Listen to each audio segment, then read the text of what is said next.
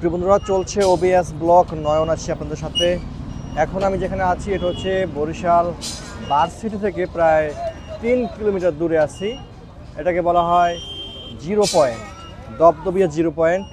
এখানে আসলে পিঠা বিক্রি হয়, দেখতে পাচ্ছেন এই হচ্ছে পিঠা। তো আমরা পিঠা নিয়েছি। আচ্ছা, মিঠা দাও, এখন মিঠা দেবে।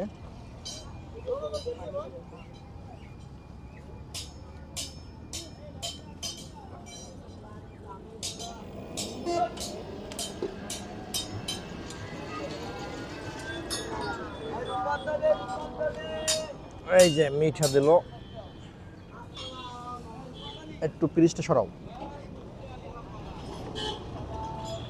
আমাদেরকে মিঠা দিয়েছে, এবার আমরা চিতই পিঠা খাচ্ছি। মিঠা এত পাতলা কেন?